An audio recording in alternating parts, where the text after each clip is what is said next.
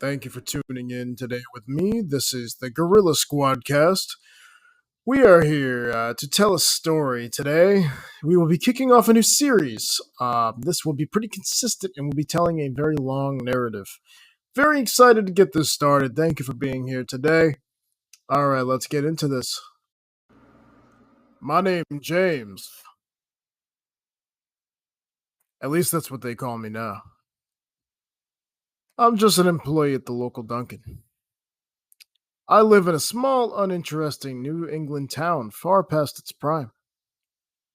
Life has moved on, but I'm here, slinging melted sugar, 36 shots of caramel diabetic coma intake cocktails, aka coffee, for scum of the earth type people also known as customers. We all share the same motto: hurry up, I ain't got all day. I got places to be.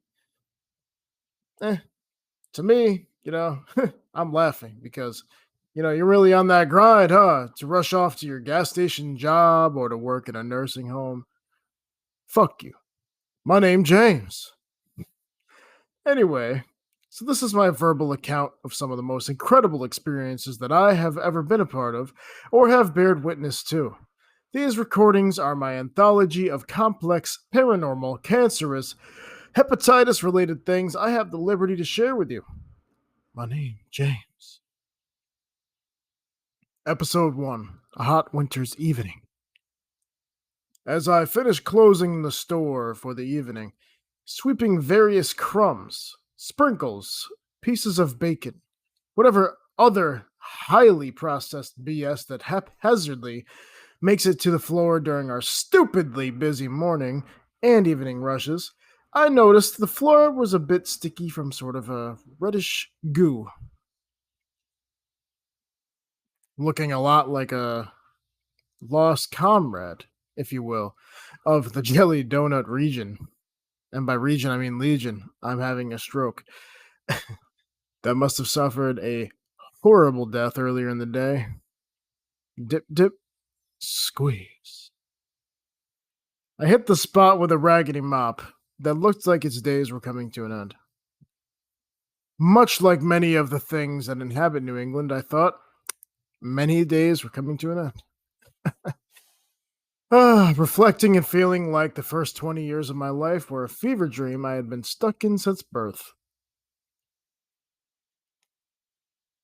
As I scrubbed at the red spot, now beginning to spread further, I felt sweat bead down my neck and back. At this point, I was really putting the work in.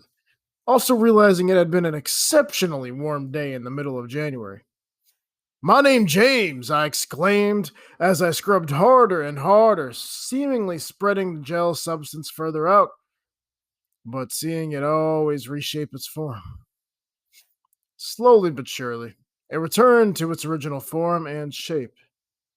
Upon seeing this, I was alarmed, but excited, believing I found some sort of extraterrestrial life form that I read about in the comics as a kid. The 90s. Anyway, instead of doing the smart and proper thing, like, I don't know, calling my supervisor or the authorities or just fucking leaving, I decided it would be wise to get a paper Dunkin' cup, small size, mind you, and attempt to scoop the form into a container of some sort to use for further investigation later on. So this was my first mistake. The red pinkish blob sprung out of the cup onto the ceiling with an instant.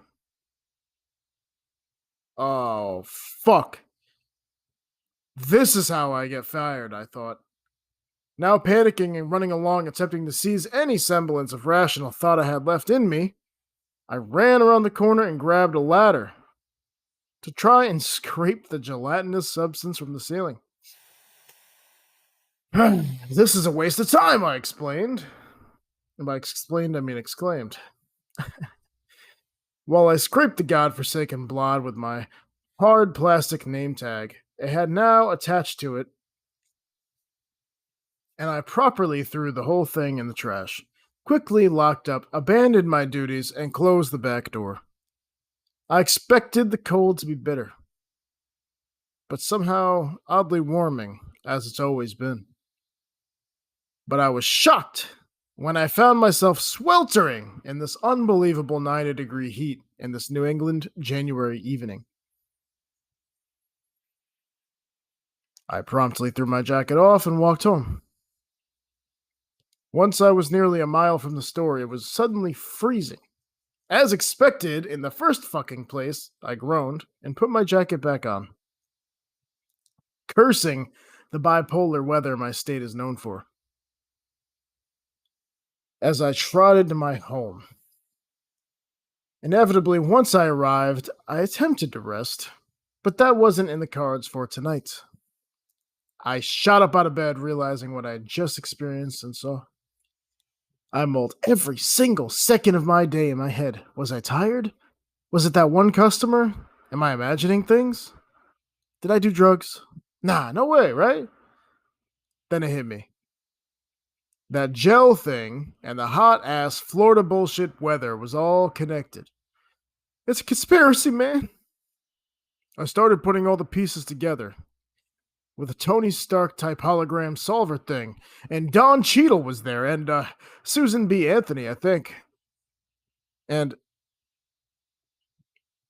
I see light. I open my eyes. It's dawn. I'm awake. My name James.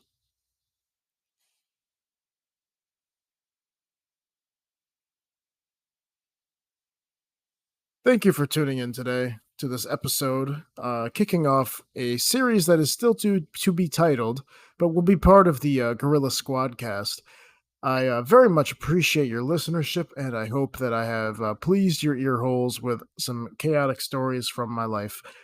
My name James, also known as Stryder, aka I guess headrunner of the Gorilla Squadcast, which is still a new thing. Thank you for being here today, and I'll catch you next time. Peace.